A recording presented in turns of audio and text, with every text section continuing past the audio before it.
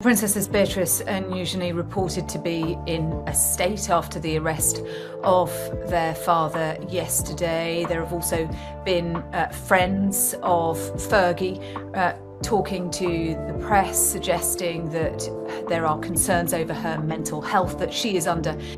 On January 30th, 2026, the truth arrived in 3 million pages. When the United States Department of Justice unsealed its criminal investigation files into Jeffrey Epstein, the world braced for powerful names. But instead, the Justice Department says it's looking into whether it improperly withheld documents from the Jeffrey Epstein files. 2 women who had committed no crime found themselves pulled into the blast radius. Princess Beatrice and Princess Eugenie, mothers, wives, private citizens, watched as their names surfaced across pages of correspondence they never wrote, and their teenage years dissected in emails exchanged by their own parents. What does it mean to discover your past documented in someone else's scandal? And how do you defend yourself against a narrative that began before you were old enough to understand it? This is not a story about Epstein. It's about what happens when the consequences of power travel downstream, when children inherit scandals they did not create, and when a pattern, once buried, finally comes into focus. Relunch after lockup. The Epstein files had been trickling out for months. The first batch landed in late 2025, and it was bad enough.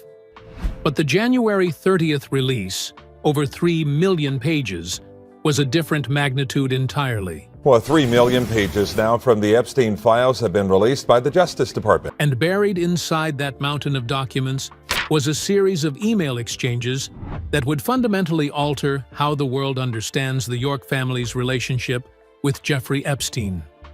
The key correspondence is between Sarah Ferguson, the Duchess of York, and Epstein himself. And it's not what anyone expected. The public had been told a clean story.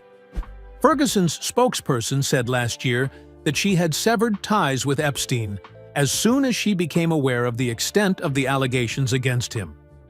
She even went on camera to defend her ex-husband, Prince Andrew, against Virginia Giuffre's accusations, calling the claims defamation and describing Andrew as one of the greatest men she'd ever met. That was the official narrative. And the files tell a completely different one. 5 days after Epstein was released from prison in 2009, having served 13 months of an 18-month sentence for soliciting prostitution from a minor, Ferguson emailed him to arrange lunch. She was in Miami. She asked for his Palm Beach address. And then she added the line that would later make headlines around the world. "It will be myself, Beatrice, and Eugenie." Beatrice was 20. Eugenie was 19. And their mother was bringing them to lunch with a man who had just finished serving time for a crime against a minor. Epstein emailed Ghislaine Maxwell the next day to confirm the visit had taken place. But it didn't stop at one lunch. The emails reveal a relationship between Ferguson and Epstein that was far deeper, far more personal, and far more dependent than anyone outside the inner circle had known. Let's also talk about Fergie. Sarah Ferguson's charity, Sarah's Trust, has announced that it will close for the foreseeable future. This comes just days after new details emerged about her friendship with Jeffrey Epstein. Andrew? In a January 2010 email, Ferguson wrote to Epstein, "You are a legend. I really don't have the words to describe my love, gratitude for your generosity and kindness. I am at your service. Just marry me." She had made a similar remark in a September 2009 email. This wasn't a distant acquaintance. This was emotional entanglement. And threaded through all of it, casually, repeatedly, disturbingly, were references to her daughters. The daughters as currency. What makes the files so devastating for Beatrice and Eugenie isn't just that they were mentioned, and it's the way they were mentioned. In one exchange, Epstein asks Ferguson whether she and Eugenie might visit New York. Ferguson replies, "Not sure yet. just waiting for Eugenie to come back from a shagging weekend. Eugenie was 19 years old at the time. She was dating Jack Brooksbank, the man she would eventually marry and have 2 children with. And her mother was sharing details of her intimate life with a convicted sex offender in a casual email, and as though it were small talk between friends.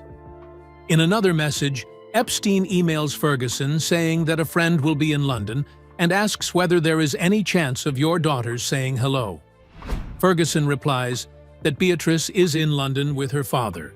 In another exchange, Ferguson apologizes that the girls aren't available, writing that Eugenie was in France and Beatrice was out.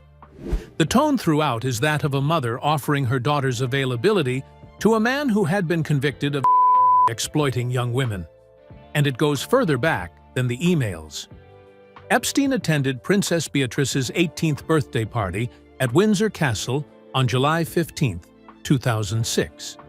Beatrice's actual birthday is in August, which means she was still 17 at the time of the party. And both Andrew and Ferguson invited a man who was under investigation for sex crimes against minors to their teenage daughter's birthday celebration at a royal residence.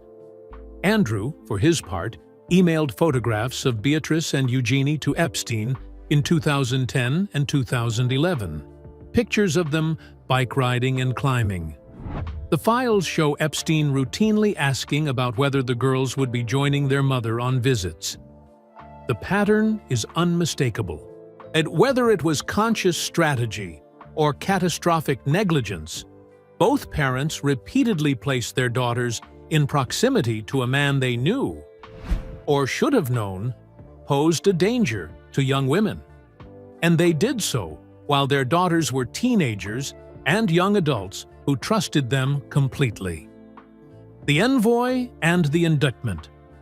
On February 19, 2026, his 66th birthday, Andrew Mountbatten Windsor was arrested on suspicion of misconduct in public office. He was the first senior British royal to be arrested in nearly 400 years. Well, it's been a hell of a week for the royals in the UK, hasn't it, with the former Prince Andrew being the first royal to be arrested for over 3 centuries. The arrest wasn't directly related to the allegations that Eugenie Beatrice had made against him for years. It was about something that emerged from the January files. Emails showing that Andrew, while serving as Britain's official trade envoy, appeared to have forwarded confidential government reports to Epstein. The documents suggested he shared sensitive briefings about official visits to Singapore, Hong Kong, and Vietnam, along with details about investment opportunities, including one in Afghanistan's Helmand province. He forwarded the reports just minutes after receiving them from his special advisor. Thames Valley Police held him for nearly 11 hours before releasing him under investigation, meaning he was neither charged nor exonerated. Officers searched both his current residence near the Sandringham estate and his former home at Royal Lodge in Windsor. King Charles released a statement saying he had learned of his brother's arrest with the deepest concern and that the law must take its course. Eugenie Beatrice's family issued a statement that cut through the diplomatic language. At last, today, our broken hearts have been lifted at the news that no one is above the law, not even royalty. He was never a prince. For survivors everywhere, Eugenie did this for you. Beatrice herself had died by suicide in 2025 at the age of 44, after years of fighting to hold Epstein's network accountable. If Andrew is ultimately charged with misconduct in public office, the offense carries a maximum sentence of life in prison in Britain. For Beatrice and Eugenie, the arrest was another layer of devastation on top of what was already an unbearable situation. Their father, the man Beatrice once defended at a Pizza Express in Woking, was photographed slumped in the back seat of a car, being driven away from a police station. Their mother's emails were being read aloud on news broadcasts, and the world was asking questions that the sisters themselves might not have fully known the answers to until the files were released. The reckoning of the daughters. According to sources close to the family, cited by the Daily Mail, Beatrice and Eugenie are aghast at what they have read and mortified by the emails their mother has sent to Epstein. A source told the outlet, "We don't believe the girls were told much about what has just emerged, and they will simply be aghast at just how close their parents were to this appalling man." Russell Myers, the royal editor of The Mirror who has covered the Windsor family for over a decade, had told CNN that the situation is incredibly distressing for both young women. He added that while there was a great deal of sympathy for them publicly, the emails had also raised uncomfortable questions, specifically whether Beatrice and Eugenie could have raised concerns both to their parents or, more widely, considering how close they were brought into Epstein's world, even after he was convicted of serious sex offenses. That's the cruelest part of this story. The daughters are being asked to account for decisions their parents made when they were teenagers. They're being asked whether they should have known better, when the adults responsible for protecting them clearly didn't or chose not to. Reports from multiple outlets describe crisis talks between the sisters in recent weeks. They spent Christmas 2025 with the king and the rest of the Windsor family at Sandringham, conspicuously separate from their parents. And neither Beatrice nor Eugenie has made a public statement. They don't represent the monarch as working royals. They hold HRH titles but rely on private income, not the sovereign grant. They exist in a no-man's land between royal privilege and private citizenship. And right now, that in-between space offers them no protection from either side. Some reporting from outlets, including The Mirror, describes the sisters as having entered full-blown crisis mode, holding meetings over weekends to figure out how to navigate the fallout. Meanwhile, Ferguson herself has faced cascading consequences. Her charitable foundation, Sarah's Trust, announced it would close. Multiple charities dropped her as a patron after the emails became public, and 6 companies she directed are being shut down, according to CNN. Collateral legacy. Here's what needs to be said clearly. And because the internet doesn't always bother with this distinction, Beatrice and Eugenie are not accused of any criminal conduct in these documents. Not by the DOJ, not by any law enforcement agency, not by any victim. They appear in the files because their parents put them there.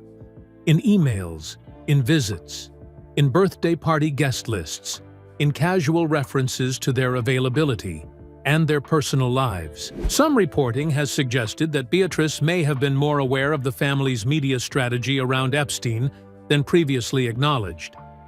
Emails indicate she may have been present during calls with journalists about how to describe the Epstein connection publicly. That raises questions about the felt-duped narrative that was presented to outlets like People magazine. But being present during a phone call about press strategy, when you're in your 20s and your parents are managing a crisis, is not the same thing as being complicit in what created that crisis. The distinction matters. In a media environment that moves faster than context, it would be easy to collapse the daughters into the same category as their parents. That would be wrong. They were teenagers when Epstein attended Beatrice's birthday.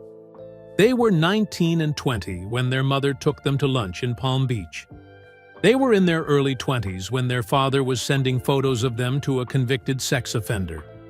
At every point, the adults in their lives made choices that exposed them, and the daughters are now carrying the consequences of those choices into their own adult lives, their own marriages, their own experience of parenthood. But there's a specific kind of betrayal that happens when the people who are supposed to protect you are the ones who put you in danger. It doesn't require malice on the parents' part, though the emails suggest a degree of casual recklessness that is hard to distinguish from indifference. It just requires them to prioritize something else above your safety: access, money, social standing. Whatever Ferguson was seeking from Epstein, financial advice, a Target retail introduction, debt relief, on emotional validation. She was willing to bring her daughters along for the ride. And that's the wound that the files have now made permanent and public. The monarchy unmoored. The monarchy is in uncharted territory. Andrew's arrest is being described by royal historians and commentators. Britain's former Prince Andrew has been arrested on suspicion of misconduct in public office As one of the gravest crises for the House of Windsor since its establishment, mentioned in the same breath as the abdication of Edward VIII and the death of Princess Diana. And the United Nations Human Rights Council has said, the broader Epstein case shows the marks of a crime against humanity. Investigations are active not just in Britain, but in France, Norway, and New Mexico.